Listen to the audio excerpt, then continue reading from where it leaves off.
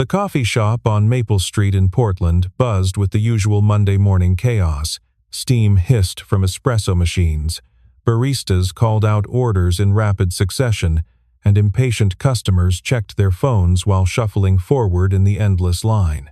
The air smelled of roasted beans and cinnamon pastries, a comfort that most people barely noticed. Near the counter, a woman in her early 30s stood frozen, her lips moving but no sound reaching the teenager behind the register.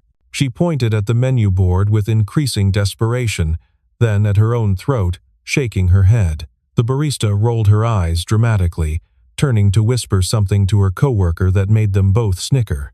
A man in a business suit standing behind the woman sighed loudly, muttering about people wasting everyone's time. No one stepped forward to help. No one offered even a kind word. Then, a man in a worn flannel shirt moved from the back of the line, his calloused hands rising in front of him, fingers dancing through the air in fluid, practiced gestures. The woman's eyes widened with recognition, her shoulders dropped with relief, and for the first time that morning, she smiled. Daniel Cole had not planned on being anyone's hero that Monday. He had barely planned on being awake before 7, but his daughter Emma had insisted on getting to school early for choir practice, which meant dropping her off at Roosevelt Elementary by 6:45, which meant he had exactly enough time to grab coffee before his shift at the construction site on Burnside. The job paid $12 an hour, which was barely enough to cover rent on their cramped apartment in the street, John's neighborhood. But it was honest work, and honest work was all Daniel had left. He had stopped expecting kindness from strangers around the same time he stopped expecting justice from corporations. The world, he had learned through bitter experience, did not care about people like him. People who had lost everything. People who had been ground down by systems designed to protect the powerful and discard everyone else. So when he saw the woman struggling at the counter, something ancient stirred in his chest. Not heroism, just recognition. The simple, profound recognition of one invisible person seeing another. He signed to her slowly, asking what she wanted to order. Her fingers trembled as she responded, clearly surprised that anyone in this city knew American Sign Language. She wanted a medium latte with oat milk. Daniel relayed the order to the barista, who suddenly seemed embarrassed by her earlier dismissiveness, her cheeks flushing pink as she punched in the order. The woman paid, her eyes never leaving Daniel's face, as if she were memorizing every detail of his weathered features. When her drink was ready, she touched his arm gently, signing a simple thank you with hands that seemed almost reverent. Then she was gone, disappearing into the gray Portland morning, leaving behind only the faint scent of expensive perfume and the echo of a connection neither of them had expected. Daniel ordered his black coffee, paid with crumpled bills, and walked back to his truck. The vehicle was a 2003 Ford F-150 with 230,000 miles on the odometer and a heater that worked only when it felt like it. He sat behind the wheel for a long moment, staring at the rain streaking down the windshield like tears. He had learned sign language for Emma. She had been born with moderate hearing loss, diagnosed when she was 18 months old after a frightening series of tests and specialist appointments. His wife, Mia, had been the one to suggest they all learn ASL together, turning it into a family project, filling their small apartment with colorful flashcards and YouTube tutorials and endless patience. Emma wore hearing aids now, and she could speak and hear well enough to thrive in her mainstream classroom, but signing remained their secret language, the thing that bound them together when words felt insufficient. Mia would have smiled at what happened in the coffee shop. She always smiled when Daniel did something kind, calling him her quiet hero, teasing that his gruff exterior hid a heart made of marshmallow. But Mia was not here to smile at anything anymore. She had been gone for 3 years now, and some mornings Daniel still reached for her side of the bed before remembering the emptiness that waited there. The construction site was loud and unforgiving. Daniel spent the day hauling lumber, measuring twice, cutting once, trying not to think about the woman in the coffee shop or the softness in her eyes or the way her fingers had formed words in the air like small prayers. He had no business thinking about any woman. His life was Emma, and work and survival. There was no room for anything else, no space in his heart for complications. By 5 o'clock, his back ached and his hands were raw from the cold, and all he wanted was to pick up his daughter and go home to their tiny apartment and microwave some frozen lasagna and help her with her homework and pretend that this was enough, that he was enough. But he could not shake the feeling that something had shifted that morning, something small but significant. Like a pebble dropped into still water, sending ripples outward in directions he could not predict. Daniel Cole had not always been a construction worker scraping by on $12 an hour. 5 years ago, he had been a senior engineer at Sonance Robotics, one of the most prestigious tech firms in the Pacific Northwest. He had helped design the neural interface systems that made their flagship product, the Sonance personal assistant, capable of understanding and responding to human emotional cues.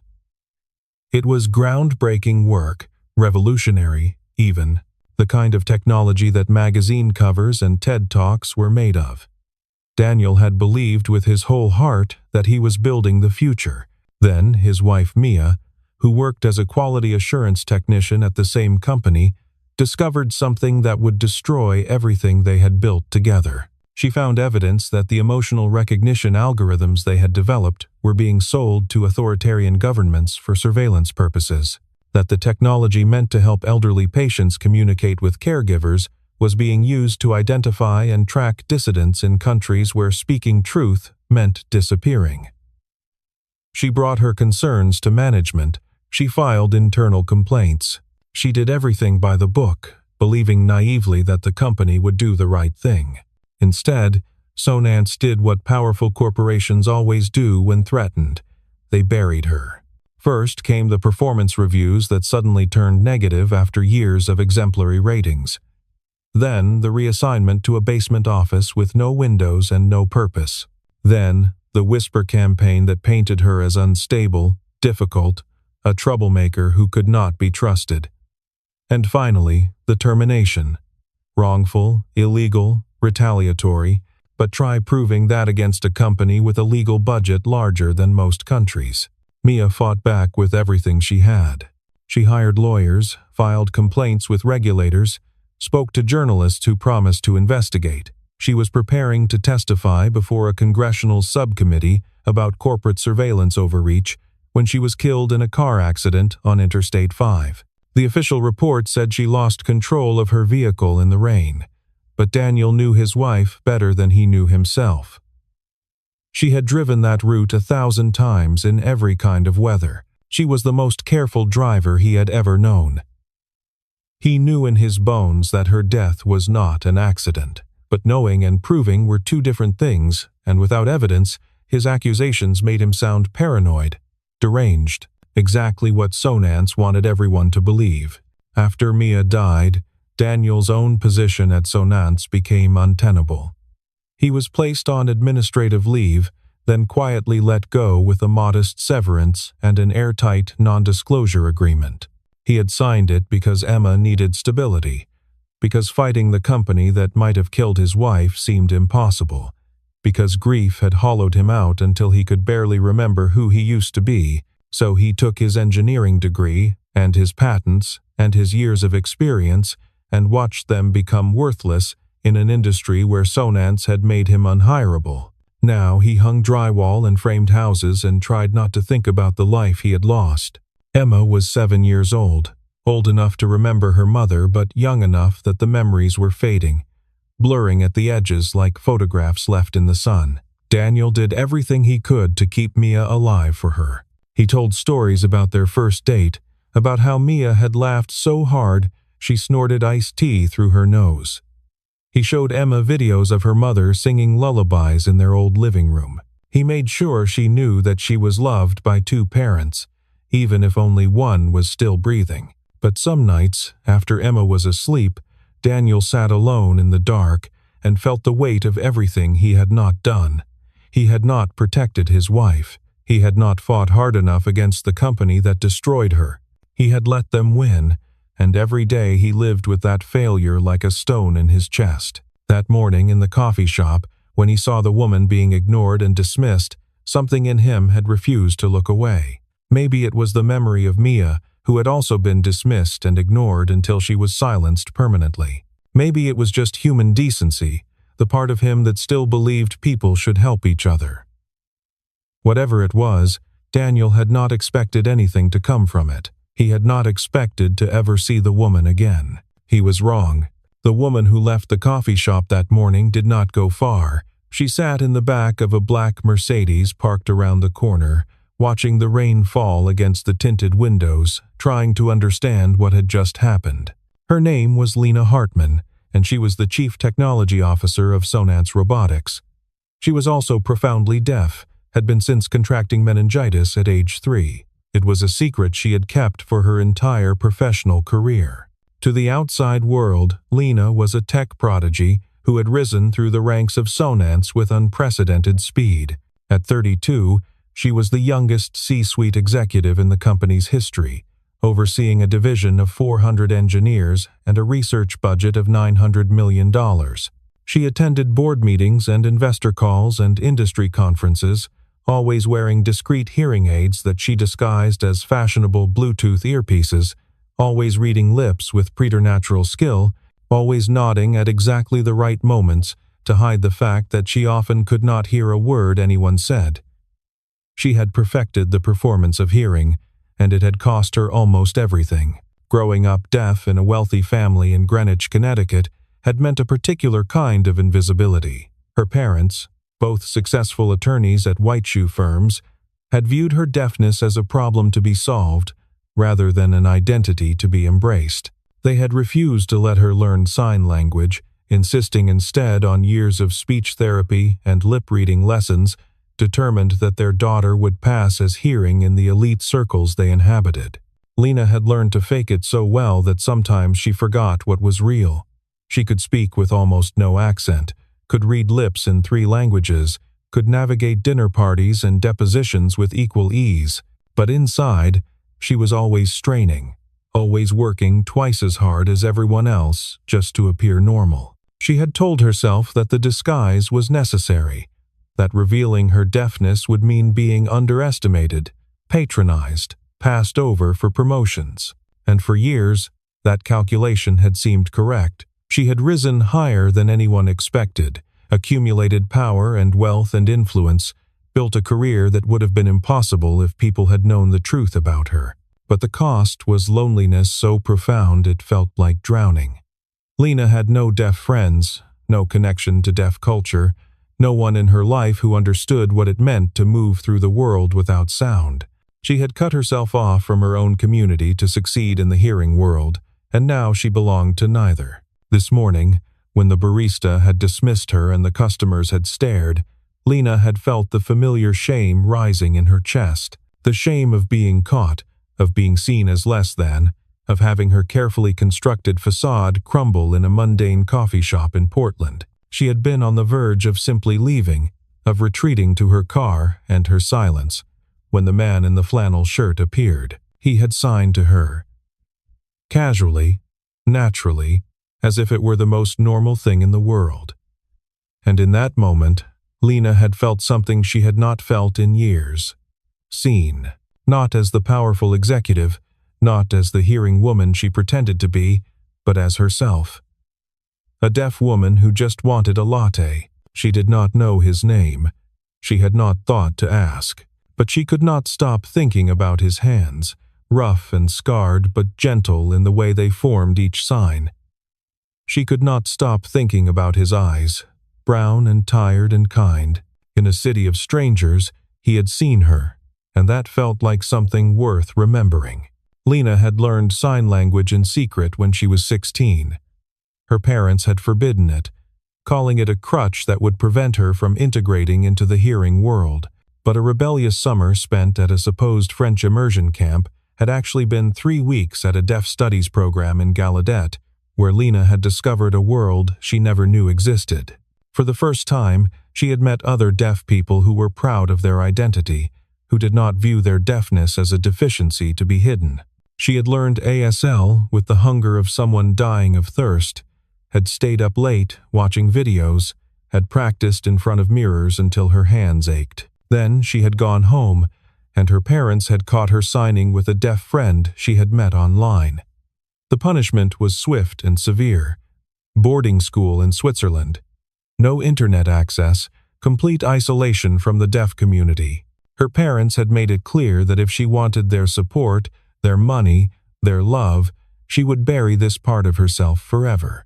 So Lena buried it. She went to Stanford and then MIT, earned degrees in computer science and electrical engineering, climbed the corporate ladder with the relentless efficiency of someone trying to outrun her own identity. She had not signed in public for 16 years, until this morning when a stranger in a coffee shop had unlocked something she thought she had sealed away forever.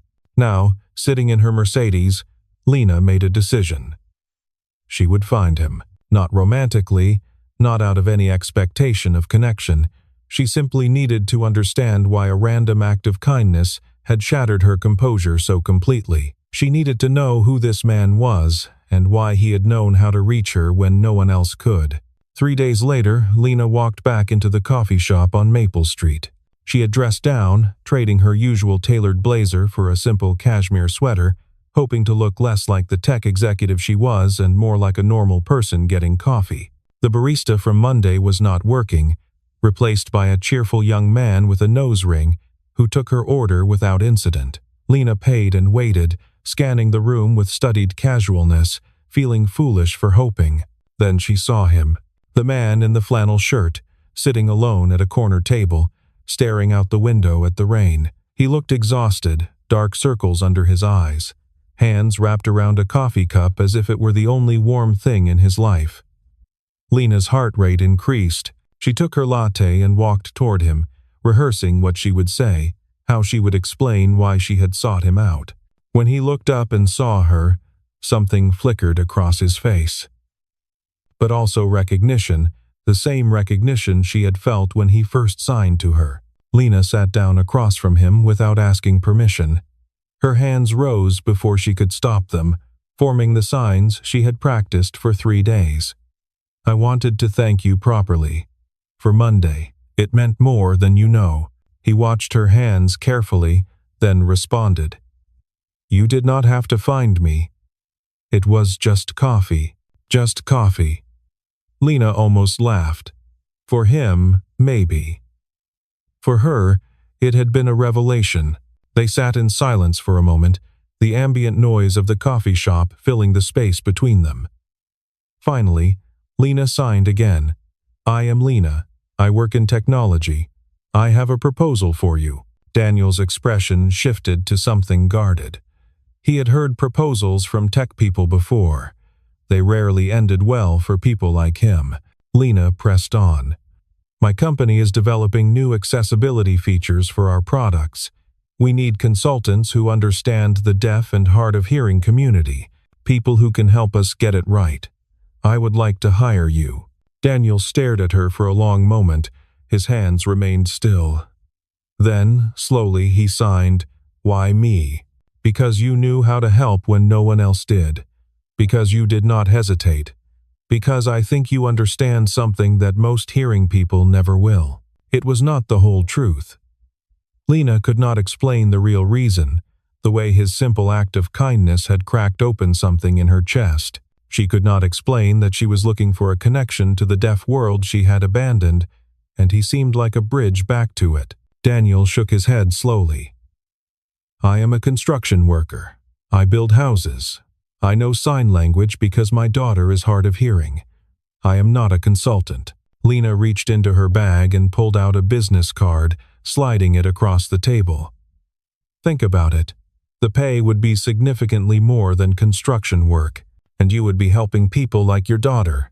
She watched his face as he read the card, watched the way his jaw tightened when he saw the company name, Sonance Robotics. He looked up at her, and something dark passed through his eyes. I know that company.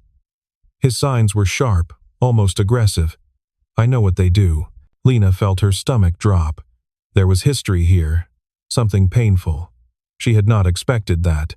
Daniel stood abruptly, leaving the business card on the table. "Find someone else." And he walked out into the rain, leaving Lena alone with her cold latte and 1,000 questions. 3 weeks passed before Lena saw Daniel again.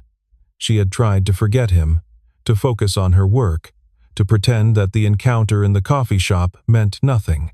But she could not shake the look on his face when he saw the Sonance logo. She could not stop wondering what the company had done to earn such visceral hatred from a man who seemed otherwise gentle. So she did what she always did when confronted with a problem. She researched. She pulled employee records, searched internal databases, dug through archived files that most executives did not even know existed. And eventually, she found it. Daniel Cole, former senior engineer. Terminated 4 years ago. His wife, Mia Cole, also a former employee. Terminated 6 months before her death in a car accident that the police had ruled accidental. The official files were sanitized, the kind of careful corporate language that said nothing while implying everything.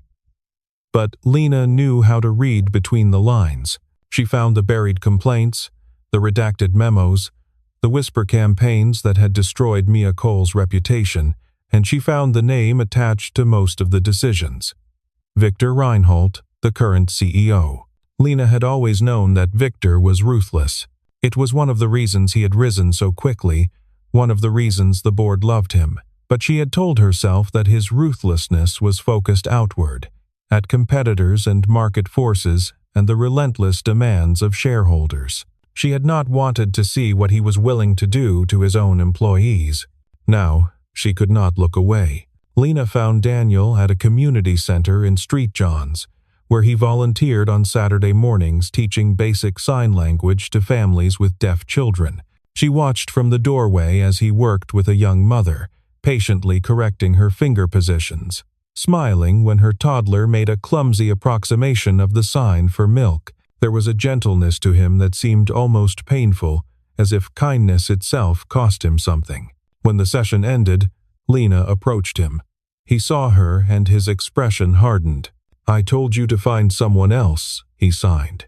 "I know what happened to your wife." The words hung in the air between them like a held breath.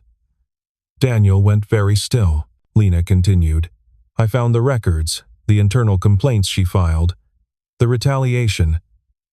I know Victor Reinhold personally handled her termination. I know the official investigation into her accident was closed without a real inquiry."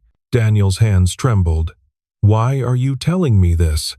"Because I think she was right. About everything. And because I think I can help you prove it." For a long moment, Daniel did not move. Then, slowly, he signed. "Why would you help me? You work for them. You are one of them." Lena thought about all the years she had spent hiding, performing, pretending to be something she was not. She thought about the loneliness that had followed her like a shadow. She thought about the man in the coffee shop who had seen her, really seen her, when no one else could. "Because I am tired of being invisible," she signed. "And I think you are too." Daniel's first day at Sonance Robotics felt like walking into enemy territory. Lena had arranged a consulting position for him, complete with visitor credentials and an office on the 37th floor. But the moment he stepped through the gleaming glass doors, he felt every eye in the lobby tracking him. His flannel shirt and worn jeans marked him as an outsider in a world of pressed suits and designer sneakers. The security guard checked his ID 3 times before reluctantly letting him through.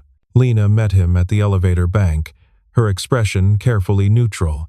The hearing aids she wore were almost invisible, disguised as fashionable earpieces. No one around them had any idea that she was signing under her breath, her hands low and subtle. "Stay close to me. Do not speak to anyone without my guidance. Victor has spies everywhere." Daniel followed her through corridors of chrome and glass, past conference rooms filled with engineers who looked too young to remember a world without smartphones, past motivational posters that proclaimed innovation is our language and disruption starts here. The irony was not lost on him. Lena's office was on the corner, floor-to-ceiling windows overlooking the Willamette River. She closed the door and finally relaxed, her hands moving freely. I have access to the archived servers. The records from your wife's complaints should still be there, buried in backup files that no one has touched in years. But I need someone who knows the system architecture from that era, someone who knows where to look. Daniel nodded slowly. Mia had talked about the backup protocols. She had helped design them. The first week was reconnaissance. Daniel pretended to consult on accessibility features while actually mapping the digital infrastructure of the company that had destroyed his wife. It was surreal, sitting in meetings with executives who had no idea who he was, discussing user experience improvements for deaf customers while planning to expose their darkest secrets. He learned to smile and nod and offer suggestions that would never be implemented while Lena fed him access codes and server locations. But Victor Reinhold was watching. On Daniel's 8th day, the CEO appeared in Lena's office without warning, his smile cold and calculating. I hear we have a new consultant, someone with expertise in deaf accessibility. He did not look at Daniel as he spoke. His eyes stayed fixed on Lena. Interesting hire, given our history with accessibility projects. Lena's expression did not change. The board has been asking for more inclusive design. Daniel comes highly recommended. Victor finally turned to Daniel, and recognition flickered in his eyes. Recognition and something else. Something predatory. Daniel Cole. I thought that name seemed familiar. You used to work here, did you not? Before your wife's unfortunate accident. Daniel felt his hands curl into fists. But Lena stepped between them smoothly. Daniel has specialized expertise we need. His personal history is irrelevant to his professional contributions. Victor smiled, the kind of smile that never reached his eyes. Of course, we are all professionals here. But he paused at the door, looking back at Daniel with unmistakable warning. Just remember who builds this house, and who can tear it down. After Victor left, Daniel slumped against the wall. He knows, he signed. Lena nodded. He suspects. But he does not have proof yet. We need to move faster.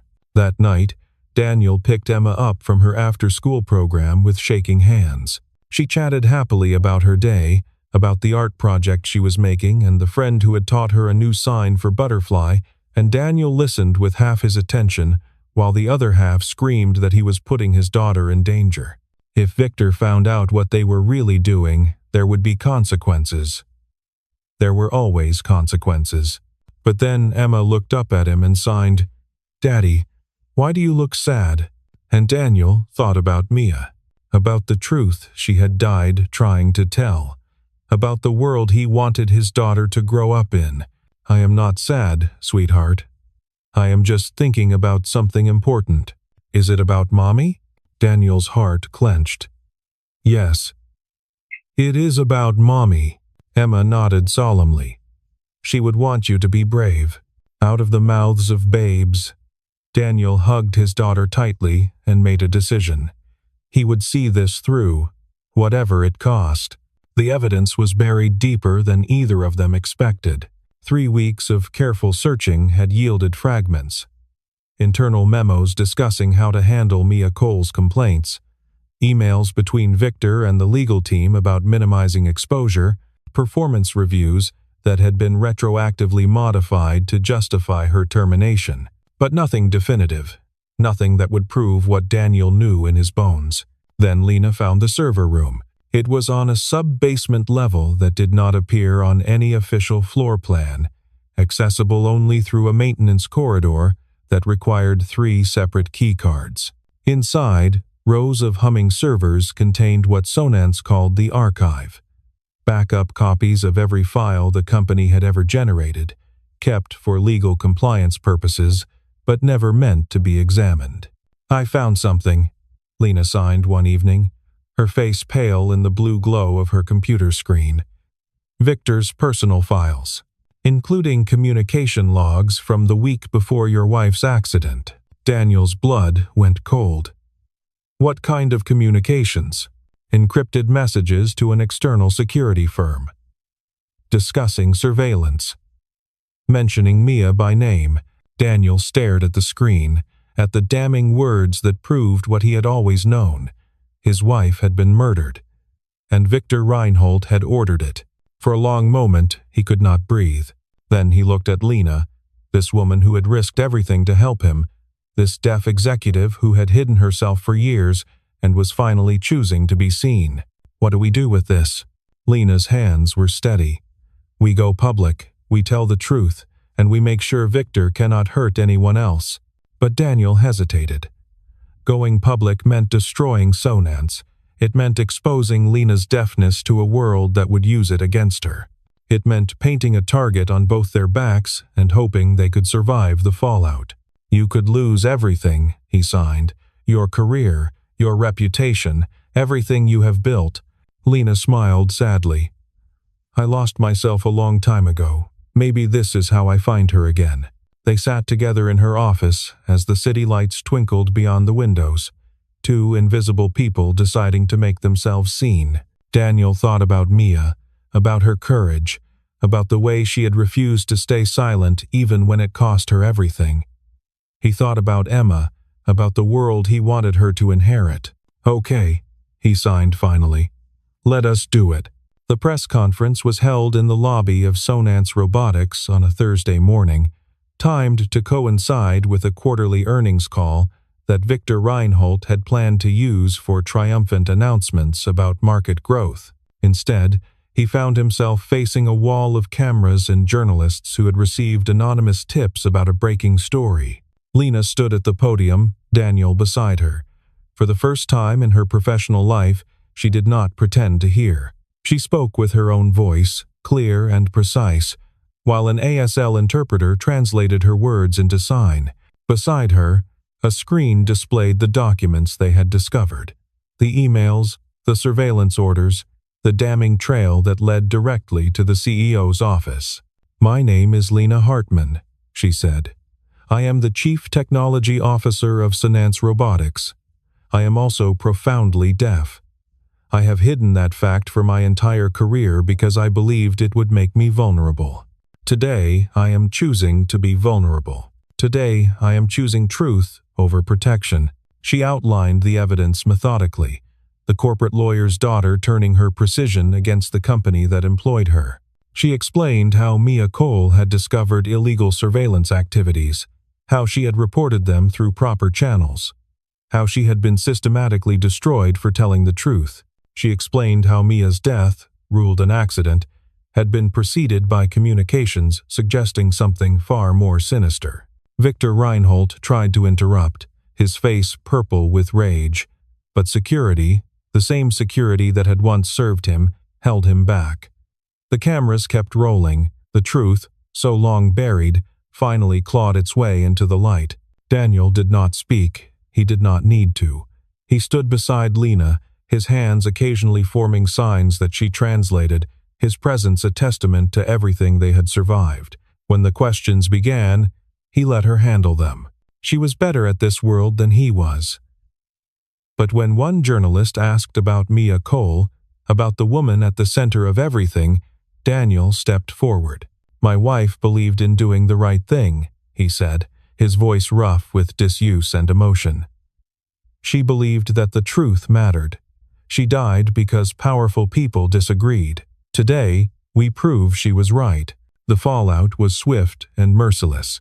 Victor Reinhold was arrested within 48 hours, charged with conspiracy and obstruction of justice. The investigation into Mia Cole's death was reopened, this time with federal oversight. Sonance's stock plummeted, board members resigned, and the entire tech industry held its breath as the full scope of the scandal emerged. For Lena, the consequences were complicated. Her deafness was now public knowledge, and reactions ranged from admiration for her courage to cruel speculation about how she had fooled everyone for so long. Some called her inspiring, others called her a fraud. She stepped down from her CTO position, not because she was forced to, but because she wanted to build something new, something honest. Daniel received a settlement from the company, enough to buy a small house in a quiet neighborhood with a yard where Emma could play. He did not return to engineering. Instead, he started a non-profit that advocated for families with deaf and hard-of-hearing children, using his experience to help others navigate a world that often did not make room for them. 6 months after the press conference, Daniel walked into a coffee shop on Maple Street, the same shop where everything had begun. The barista behind the counter was the same teenager from that first morning, now slightly older and significantly kinder. She smiled when she saw Daniel and started making his usual order without being asked. Lena was already there, sitting at a corner table, watching the rain through the window. When she saw Daniel, her face lit up with a quiet joy that still surprised both of them. He sat across from her, and their hands began to move in the language that had brought them together. "How was Emma's concert last night?" Lena asked. She sang a solo. Daniel's signs were warm with pride. She was nervous, but she did beautifully. "I wish I could have been there." Next time, they sat in comfortable silence, two people who had found each other in the space between words. Outside, the rain continued to fall, but inside the coffee shop, there was warmth and light and the simple miracle of being understood. Lena reached across the table and took Daniel's hand. It was a hearing gesture, something she would not have done a year ago, but she was learning to inhabit both worlds now, learning that she did not have to choose. "Thank you," she signed with her free hand. "For what?" "For seeing me." When no one else would, Daniel smiled, the first real smile he had allowed himself in years. "I could say the same to you." The coffee shop filled with customers, the ordinary Monday morning crowd returning to their ordinary lives. But at the corner table, two people who had spent years being invisible sat together, finally seen, finally heard. And somewhere, Daniel liked to think, Mia was watching, smiling, knowing that the truth she had died for had finally set them all free. Emma came running into the coffee shop after school that afternoon, her backpack bouncing, her face bright with excitement about something her teacher had said. She threw her arms around Daniel's neck and signed rapidly about a story they were reading in class, about a princess who saved herself. "Is this your friend?" Emma asked, eyeing Lena with the frank curiosity of childhood. "This is Lena. She is someone special." Lena crouched down to Emma's level and signed slowly, carefully. "Your father has told me so much about you. I hear you are learning new songs in choir." Emma nodded enthusiastically, then signed back with the speed of a native user. "Daddy said you work with computers. Can you teach me?" Lena laughed, a sound that still surprised her, and looked up at Daniel. "She has your determination. She has her mother's fire." The three of them walked out into the Portland afternoon together, heading toward the food carts by the waterfront where Emma wanted to get tacos. The rain had stopped, and pale sunlight filtered through the clouds, catching the drops still clinging to every surface and turning the world into something briefly, beautifully golden. Daniel held Emma's hand on one side and felt Lena's presence on the other, and for the first time in longer than he could remember, the stone in his chest felt a little lighter. There was still grief. There would always be grief. But there was also this. A daughter who sang, a woman who had chosen truth over safety, a life that was slowly, painfully, beautifully rebuilding itself from the ashes. At the taco stand, Emma practiced her Spanish with the elderly man behind the counter, and Lena watched with an expression that Daniel could not quite name. "What are you thinking?" he signed. "I am thinking about that first morning. In the coffee shop. How I almost left before you helped me. I am glad you did not." Lena turned to face him fully, her eyes bright. "I am glad you saw me. I spent so long being invisible, I forgot what it felt like to be real." Daniel thought about all the years he had spent buried in grief and guilt, going through the motions of living without actually being alive. He thought about the way Lena had reached into his darkness and pulled him toward the light, not by saving him but by needing to be saved herself. "We see each other now," he signed. "That is what matters." Emma came bounding back with 3 tacos balanced precariously in her small hands, and the moment shifted into something simpler, warmer, the everyday magic of shared meals and laughter. They found a bench by the river and ate together, watching boats drift by, talking about nothing important. When the sun began to set, painting the sky in shades of orange and pink, Lena excused herself to catch a call with her new team.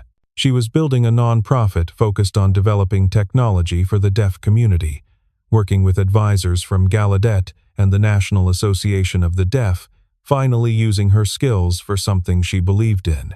Daniel watched her walk away, phone to her ear, and felt something like hope bloom in his chest.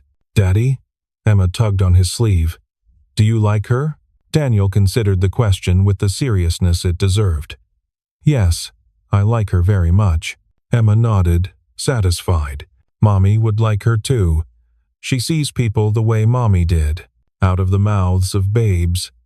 Daniel pulled his daughter close and kissed the top of her head. "Yes," he signed against her hair. "I think she would." The river flowed on, carrying with it the reflections of a city that had witnessed tragedy and triumph, silence and song. At a bench by the water, a father and daughter sat together, waiting for a woman who had learned to hear with her heart. And somewhere in the space between words, in the language of hands and eyes and understanding, 3 lives continued to write their story. Not an ending, but a beginning. Not silence, but a new kind of music. The kind only those who truly listen can hear.